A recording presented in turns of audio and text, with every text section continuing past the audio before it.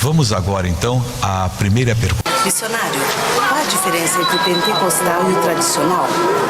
Olha, eu vou falar mais um pouquinho. Tradicional é considerado aquele evangélico que não tem ainda a experiência do batismo com o Espírito Santo. Então, ele é um evangelho tradicional, as igrejas tradicionais. Pentecostal é aquela pessoa que tem uma experiência com o Espírito Santo. Por que pentecostal e experiência com o Espírito Santo? Porque o Espírito Santo desceu no dia de Pentecostes. E os discípulos foram batizados no Espírito Santo, falaram em línguas, receberam o poder e os demais dons do Espírito Santo. Então, todos que têm essa experiência, se diz que eles são pentecostais, em referência à primeira experiência da descida do Espírito Santo. Agora, entre os pentecostais já há uma divisão. Há os pentecostais tradicionais e os neopentecostais são os neopentecostais.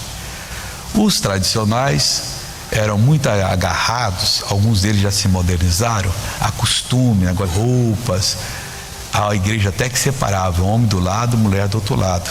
E os neopentecostais não tem isso, são liberais, são pessoas que não veem pecado algum em a pessoa usar uma roupa da moda, não com escândalo, usar um cosmético. O que eles veem é que o pecado é do coração. A Igreja da Graça se inclui em qual ramo, em qual grupo? Neopentecostal, quer dizer, somos pessoas, esse movimento que sacode o mundo, que está sacudindo nações inteiras e que no nosso país é a maioria hoje indiscutível. Vamos à segunda pergunta. Missionário, eu gostaria de saber o sonho que Jacó teve sobre aquelas escadas. O que significa? Jacó teve um sonho, ele ia obedecendo o pai dele para a terra da mãe dele, depois que ele teve aquele problema com Esaú, e ele chegou a um lugar que chamava na época Luz, depois passou o nome de Betel, e ele estava cansado. O dia estava se pondo, ele pegou uma pedra, colocou e foi dormir, como se fosse cabeceira para ele. E dormiu, ele teve um sonho, que uma escada era a porta dos céus à terra, e os anjos desciam, os anjos de Deus desciam e subiam por aquela escada. Quando ele acordou, ele disse: quão terrível é esse lugar. E ele chamou então, esse não é outro senão a casa de Deus, Betel. E essa escada significa a palavra de Deus para nós, que é a que faz a ligação da terra com os céus. E na palavra de Deus tem um poder de Deus que opera. Então esse sonho é figurado do que acontece hoje.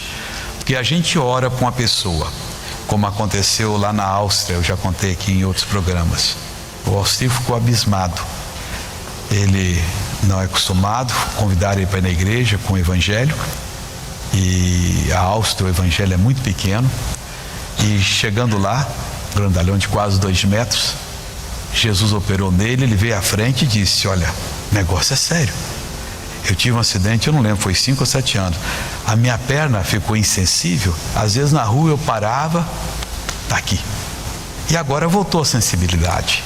Como é que aconteceu? Mágica? Não, foi o poder de Deus que veio e operou, e assim ele foi abençoado em nome de Jesus. Então isso é o poder de Deus que passa onde a palavra de Deus é pregada. Que eu vou falando de vez em quando essas coisas aqui, você vai aprendendo, tem muitas outras coisas.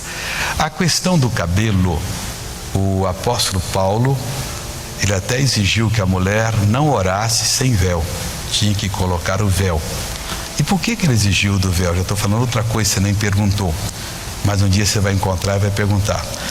Naquele tempo, os judeus, a mulher era segregada, não tinha muito valor, e ela entrava na igreja e colocava o véu, que era um sinal de autoridade, que havia alguém sobre ela.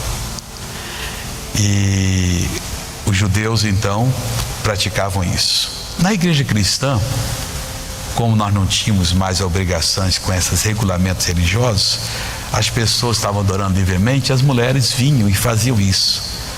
Então os judeus e as pessoas de fora diziam: a igreja de Cristo é uma Babilônia, lá a mulher chega a orar sem véu.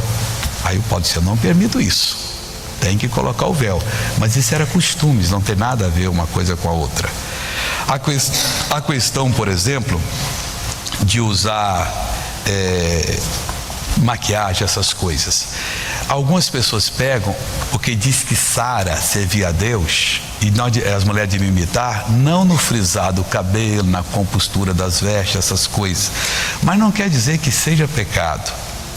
A pessoa pode usar isso, agora deve fazer com que isso aqui não seja um enfeite delas, mas sim um enfeite do coração, que serve a Deus e tudo. Isso aqui é um enfeite físico e que não serve para a parte espiritual. Aí a pessoa vem, questão da roupa, por exemplo. Lá no Deuteronômio, na lei, está escrito: a mulher não usará roupa de homem. Aí tem pregador que, antigamente era quase todos eles, depois foram entendendo. Dizia que quando a mulher usava calça comprida, que ela estava usando roupa de homem. Não é verdade. A calça comprida da mulher não é igual a calça comprida do homem. Só que quando Moisés escreveu isso, nem ele usava calça comprida. Todo mundo usava vestido. Era roupa íntima, calça comprida do mundo ocidental. Então a pessoa não examina essas coisas e fica dizendo: isso é modismo. Se você pegar umas gravuras do século 17, 18, tempo da Revolução Francesa, finalzinho do século 18, você vai ver os homens com a calça chamada sans-culotte, que é bem apertadinha. Já pensou os homens andando com aquilo na rua hoje? Pega uma gravura que você vai ver. Não dá, a gente não imagina, mas aquele tempo era moda. Ele usava aquilo ali. Então tem essas coisas, a pessoa, ao invés de pegar pela palavra, começa a pegar por costume. Eu aprendi, na minha experiência, que não é Bíblia não, que quando a pessoa é muito fanática, ela está escondendo coisas. E você é bom abrir os olhos, porque aquele que está muito rigoroso, já conheci uns casos assim que aconteceram, que a pessoa então fazia essas coisas. Sobre o dízimo que você perguntou, do bruto ou do líquido? Suponhamos que eu vou trabalhar na firma X, meu salário é R$1.000, então eu devo dar 100 para Jesus. Mas eu não tenho fiador, vou alugar uma casa por 300. E o cidadão lá diz assim: mas quero fiador, mas eu não tenho, mas eu te ofereço mais, desconto em folha. Ele vai lá na empresa: não, o seu salário não vai ser mandado embora não. Quando nós formos pagar ele os 1.000, nós vamos tirar o da Previdência Social e tiramos também o aluguel. Então eu já receberia 900, tirando o desconto, menos 300, 600. Eu vou dar o dízimo quanto? De 600? Não, vou dar de 1.000, porque aquilo ali são desconto tá fazendo. Aí eu não estou com dinheiro para comprar, vou no armazém e faço um acordo com o armazém. Ele diz: eu vou vender o senhor até 300 todo mês. E o patrão diz lá assim: não, você pode trazer aqui as notas aqui que eu desconto o salário dos seus Soares. Então o seu Soares, quando recebe, é só 300. 300 ficou no armazém, 300 ficou para o aluguel. E vai dar o dízimo quanto? Vai dar o dízimo do que é verdadeiro. Então o dízimo é dado bruto. E o comerciante? Ele vendeu no mês 100 milhões. Ele dá o quê? 10%? É 100 mil reais. Ele dá 10 mil? Não. Ele dá do lucro. Bom, mas ele não sabe quanto é o lucro. O dia que ele apurar, ele sabe. Ele vai tirando todo mês. Quanto ele está tirando por mês? Está tirando 2 mil. Então ele vai dando 200 de dízimo. Final do ano faz o balanço. Deu quanto de lucro? Deu tanto, deu X. Ele tira aquele X e pega os 10% e dá. Se ele vender a empresa, vendeu a empresa por 200 mil, então 20 mil pertence ao Senhor. Deus não quer sacrifício de ninguém, quer dizer, Deus quer o entendimento. O lucro do comerciante é como se fosse o salário, a retirada mais o lucro, é daqui que ele dá, e não daquilo que ele vende. Porque tem comércio que não dá para dar 10% não, se der vai à falência, a margem de lucro é muito pequena. O camelô que não paga imposto, não, ele está ganhando muito, mas só ele não sabe que o cidadão tem imposto aqui para pagar, tem isso, tem empregado, paga imposto sobre o empregado, paga a luz. O outro não, põe a banquinha na rua, compra ali e vende ali com uma margem de 30%, está ganhando 30%. Mas aquele que ganha 30%, ali tem que tirar o imposto e às vezes não sobra 10%. Então é sobre o líquido. Espero que eu tenha contribuído. Vamos à primeira pergunta.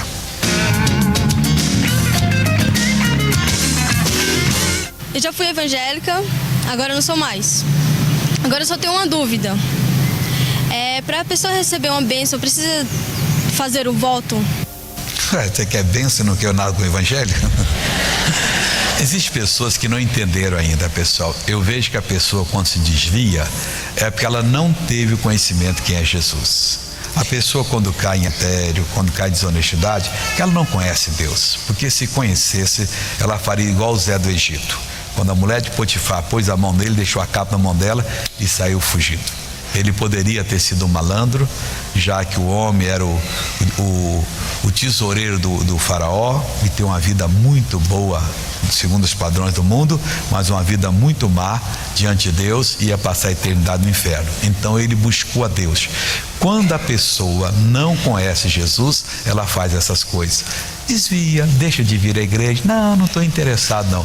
Quando realmente ela conhece Jesus, ela tem uma fome no coração e quer buscar a Deus e se enche de Deus. É necessário fazer um voto? O voto é uma das maneiras que Deus estabeleceu para algumas pessoas conseguirem alguma bênção, mas só quando Ele falar o seu coração. Você se convencer que Deus quer que você faça um voto. E Ele diz... quando fizer a Deus um voto, não tarde em cumpri-lo, porque Deus não se agrada de tolos. Quer dizer, a pessoa faz um voto, brinca com Deus e não cumpre. Agora, não é preciso fazer. O que você precisa fazer é ouvir a palavra, receber a fé e agir em nome de Jesus. Aí sim você consegue a bênção de Deus, e a bênção é completamente gratuita.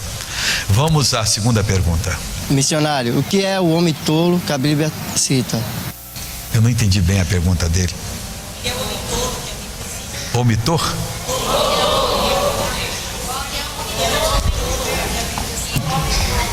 Roda de novo aí que eu não entendi. Deixa eu ver se você entende aqui. O homem tolo? Que é o homem tolo que a Bíblia cita? Aí no caso é o missionário que não prestou atenção.